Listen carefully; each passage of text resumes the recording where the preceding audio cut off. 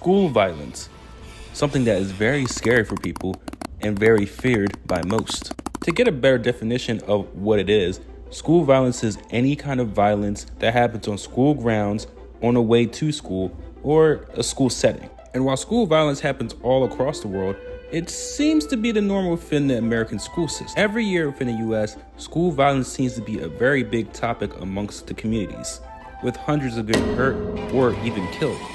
So the main components that I would like to talk about when it comes to school violence is fighting, weapons use, gang violence, sexual violence, and I'll even throw drug use in there since vapes seem to be taking over the schools nowadays.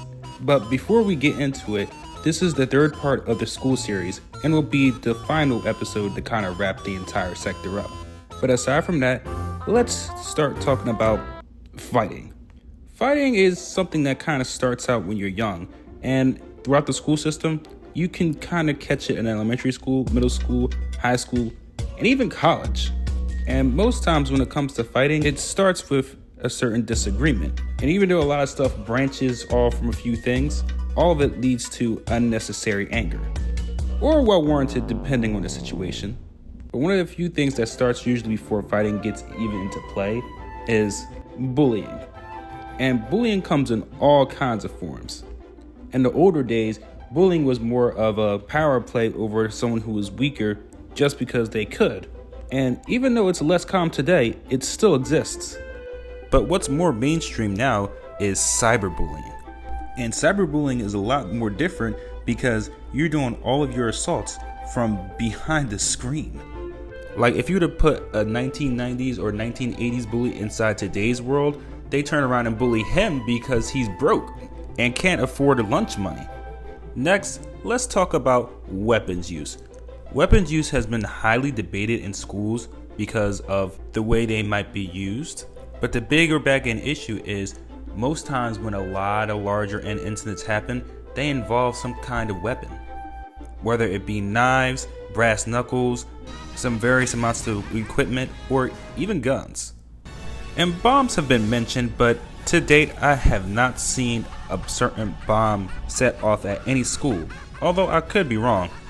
But the main thing is, a lot of these weapons not only are a danger to kids and students in school, but to the entire school populace.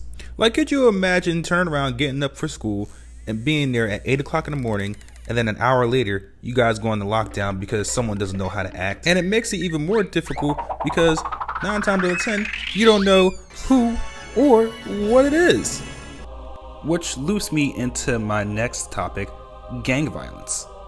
A lot of kids might get pressured or get initiated into a certain gang to prove their worth in school or on the street.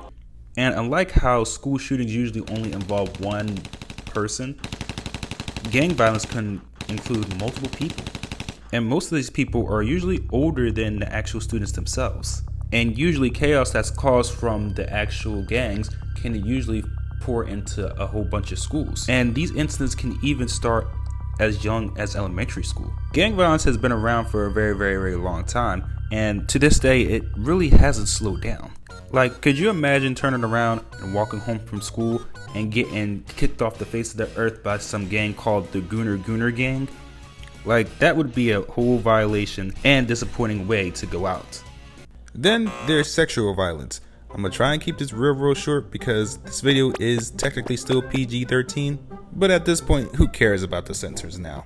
Sexual violence can usually happen for school, not only between students, but between teachers and administrators as well.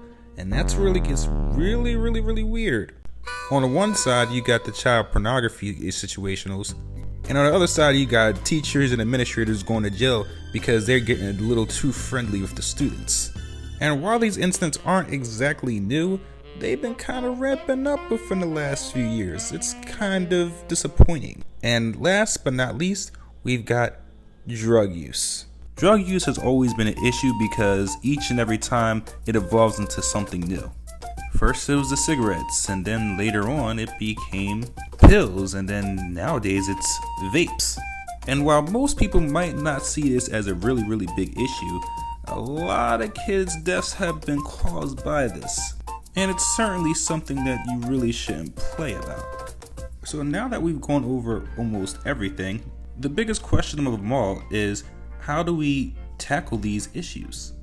Well, the best answer that is possibly reasonable is to have all parties involved within students' lives. Because a lot of things that kids go through within schools usually happen so much at home as well. And the safest schools are usually the ones where the entire community is involved within a lot of the children's lives. But what do you guys think? Do you think there should be something different that schools should do to make things safer for students? Or do you think the schools shouldn't really get involved in these kinds of situations? Tell your thoughts and opinions in the comments down below. Subscribe to the channel, follow me on TikTok and Instagram, and if you have any great ideas, send it to my email right here. Aside from that, I hope you guys enjoyed the video, and I'll see you next time. Peace.